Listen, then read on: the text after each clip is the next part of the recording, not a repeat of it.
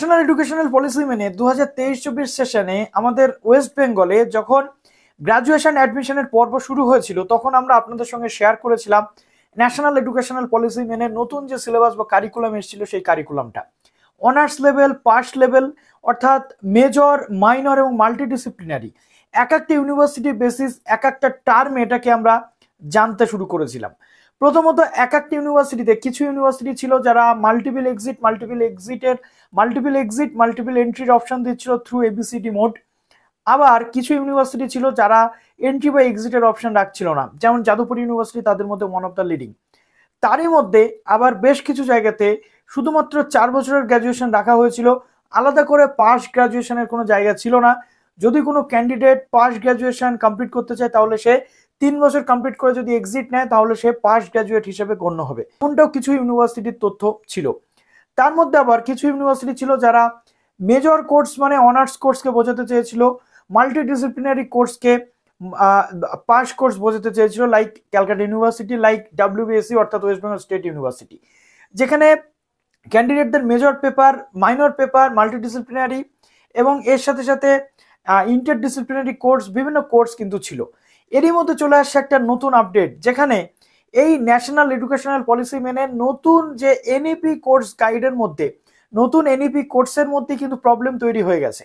এখন এনইপি কোর্সে আর যাতে মেজর স্টুডেন্টসদের না পড়াতে হয় সেই ব্যবস্থা করতে চলেছে ইউনিভার্সিটি, কেননা প্রচুর সাপ্লি চলে আসছে। এই নতুন পঠন পাঠনের ক্ষেত্রে ছাত্রছাত্রীরা ঠিকঠাকভাবে অ্যাডাপ্ট করতে পারছে না, নিজেদের মেধা অনুযায়ী ছাত্রছাত্রীদের উপরে অত্যন্ত প্রেশার হয়ে যাচ্ছে। নর্মাল স্টুডেন্টরা এই জিনিসগুলোকে নিতে পারছে না, এর ফলে প্রচুর ভুরি ভুরি সাপ্লি চলে আসে। আর এরই কারণে ইউনিভার্সিটির পক্ষ থেকে চলে আসে নতুন ডিসিশন। এবার কিন্তু এই এনইপি কোর্সের মধ্যে আবার সিলেবাস কিন্তু চেঞ্জ হতে শুরু করবে। তো যারা নতুন আছো এই চ্যানেলে অবশ্যই চ্যানেলটিকে সাবস্ক্রাইব করে পাশে থাকা বেল আইকনটি ক্লিক করে দাও, যাতে সব তথ্যগুলো তোমরা টাইম টু টাইম এখান থেকে পেয়ে যাও। 2023-24 যারা ফার্স্ট সেমে পড়ছো, অনেক ইউনিভার্সিটি এক্সাম নিয়ে নিয়েছে, লাইক উত্তরবঙ্গ অনেক ইউনিভার্সিটি এক্সাম এখনো নেয়নি, আগামী দিনে নিতে চলেছে, লাইক WBSU, ক্যালকাটা ইউনিভার্সিটি। এখানে চলে আসে একটা মেজর প্রবলেম, যেটা হচ্ছে স্টুডেন্টসরা এই ন্যাশনাল এডুকেশনাল পলিসির যে নতুন কোর্স স্ট্রাকচার, এই সিসিএ বা এনইপি কোর্সের মধ্যে নিজেদেরকে কমফোর্টেবল ফিল করছে না, এবং এর ফলে তাদের পড়াশোনার লেভেলটাও সেই অর্থে উন্নীত হওয়া যখন তখন আরো বেশি ডিগ্রেড হয়ে যাচ্ছে। এখানে ইউনিভার্সিটি একটা তদন্ত কমিটি তৈরি করেছিল এবং সেই কমিটির রিপোর্ট পেশ করেছে। কোন ইউনিভার্সিটিতে হচ্ছে? প্রথমত উত্তরবঙ্গ ইউনিভার্সিটি। কেন উত্তরবঙ্গ ইউনিভার্সিটি? তার কারণ সবার আগে নর্থ বেঙ্গল ইউনিভার্সিটি এক্সাম কিন্তু কন্ডাক্ট করিয়েছে এবং সেখানে প্রচুর সাপ্লিও চলে এসেছে। অন্যান্য ইউনিভার্সিটিতে এখনো ফার্স্ট সেমিস্টারের পরীক্ষা হয়নি বলে সেখানকার কি রিপোর্ট এখন আমরা দেখতে পাচ্ছি না। আপাতত নর্থ বেঙ্গলের যে তথ্য সেটা আমি শেয়ার করছি। নর্থ বেঙ্গল এই পথে হাঁটছে মানে রাজ্যের অন্যান্য ইউনিভার্সিটিও আশা করি সেই জিনিসটা অবশ্যই বিচার করবেন। প্রথম কথা বলা হচ্ছে যে সাপ্লির ঢল কমাতে কোর্স প্যাটার্নে বদল আনতে চলেছে উত্তরবঙ্গ বিশ্ববিদ্যালয়। পরিস্থিতি সামাল দিতে বিশ্ববিদ্যালয়ের তরফে এমন শোচনীয় ফলের কারণ অনুসন্ধানে একাধিক তদন্ত কমিটি তৈরি হয়েছিল। সেই কমিটির রিপোর্ট হাতে নিয়ে স্নাতকের কোর্স সিলেবাসে অদল বদলের প্রক্রিয়া শুরু হয়েছে। উত্তরবঙ্গ বিশ্ববিদ্যালয়ের নিয়ামক দেবাশিস দত্ত বলছেন, প্রথম সেমিস্টারের ফলাফল খুব খারাপ হয়েছে, তাতে সন্দেহ নেই। পরীক্ষার ফল কেন খারাপ হলো সেটা বিশদে খতিয়ে দেখা হচ্ছে।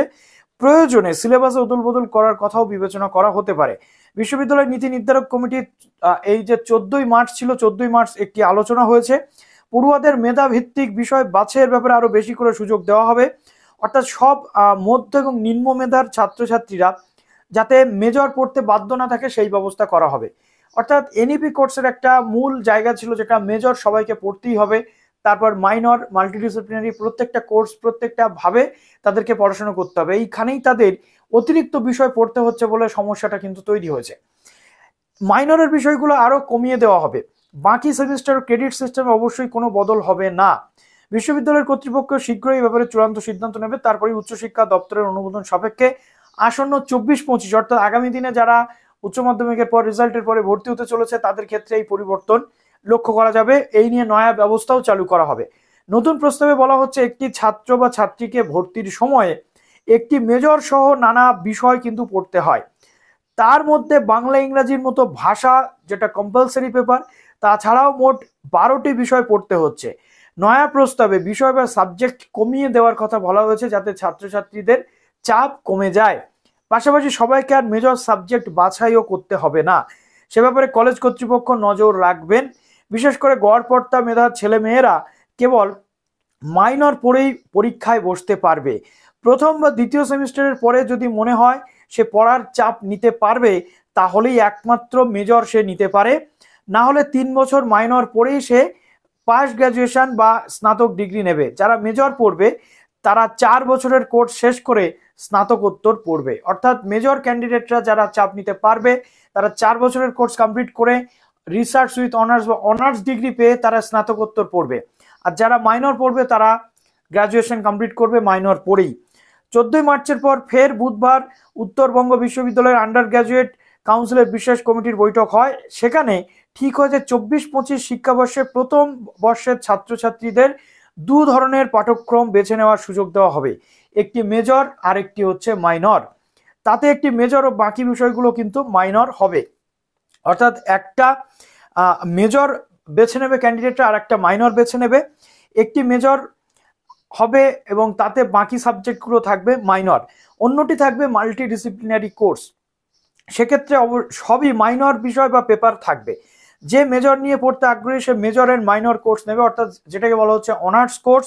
যারা পড়ার চাপ বেশি নিতে চায় না তারা মাল্টি ডিসিপ্লিনারিতে যাবে, অর্থাৎ যেটা WBSU বা ক্যালকাটা ইউনিভার্সিটিতে রয়েছে।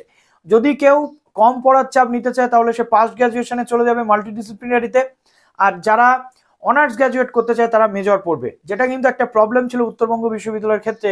উত্তরবঙ্গ বিশ্ববিদ্যালয় ওভারঅল, যেটা আমরা প্রথমেই বলেছিলাম, উত্তরবঙ্গ বিশ্ববিদ্যালয় মেজর মাইনর পাস বা অনার্স আলাদা কিন্তু কিছু করেনি, একটাই 4 বছরের গ্রাজুয়েশন তারা কন্টিনিউ করছিল। এর ফলে ক্যান্ডিডেটরা কনফিউজড ছিল, তারা 4 বছরের গ্রাজুয়েশনে ভর্তি হয়ে গেছে। এক্ষেত্রে যারা পাস পড়তে চায় 3 বছর কমপ্লিট করার পর এক্সিট নিলে পাস গ্রাজুয়েট হয়ে যেত, 4 বছর অনার্স পড়লে তাদের কিন্তু অনার্স গ্রাজুয়েশন হয়ে যেত। এবার প্রশ্ন হচ্ছে 4 বছর কমপ্লিট যে করবে না তার আগে সে এক্সিট নিলে সে পাস গ্রাজুয়েট হচ্ছে, বাট তাকে একটা অনার্সের ক্যান্ডিডেট এবং একটা পাশের ক্যান্ডিডেট উভয় ক্যান্ডিডেটকে কিন্তু সমান পড়াশোনা কিন্তু করতে হচ্ছিল। এবার থেকে সেই জায়গা থাকছে না, দুটো জায়গা ভাগ করে দেওয়া হচ্ছে। যারা মেজর বা অনার্স পড়তে চায় তারা মেজরে যাবে, যারা মাইনর বা যারা পাস গ্রাজুয়েশন পড়তে চায় তারা কিন্তু মাল্টি ডিসিপ্লিনারিতে যাবে। এক্ষেত্রে ইউনিভার্সিটির পক্ষ থেকে যেটা বলা হয়েছে যে নতুন নিয়ম কানুন বুঝতে একটু প্রবলেম হচ্ছে ইউনিভার্সিটি সবার, তো এর ফলে স্টুডেন্টসদের কাছে যত সহজলভ্যভাবে জিনিসটা প্রেজেন্ট করা যায় সেটা তারা কিন্তু করবেন। এবং এক্ষেত্রে আমরা দেখতে পাচ্ছি যে প্রত্যেক বছর একে তো স্টুডেন্টসদের বর্তমানে প্রফেশনাল কোর্সের চাহিদা বাড়ার কারণে বেশিরভাগ স্টুডেন্টস এখানে ভর্তি তো হচ্ছে, বাট ভর্তি হওয়ার পরে এক্সিট নিয়ে অন্যত্র প্রফেশনাল কোর্সে ভর্তি হচ্ছে। এর ফলে প্রবলেম হচ্ছে কলেজ বা ইউনিভার্সিটির, সেখানে কিন্তু যথেষ্ট পরিমাণ সিট ফাঁকা থেকে যাচ্ছে। তো এই নিয়ে আপনাদের কি মন্তব্য কমেন্ট সেকশনে জানান, এবং পরবর্তী ক্ষেত্রে অবশ্যই চেঞ্জেস আসা দরকার, কেননা ছাত্র স্বার্থেই সবকিছু। ছাত্রছাত্রীরা যদি সেটাকে ঠিকঠাকভাবে মেনটেন না করতে পারে তাহলে তার আউটকাম কি থাকে, কি মনে হচ্ছে কমেন্ট সেকশনে জানাতে ভুলবেন না। ভালো থাকবেন সবাই, বেস্ট অফ লাক।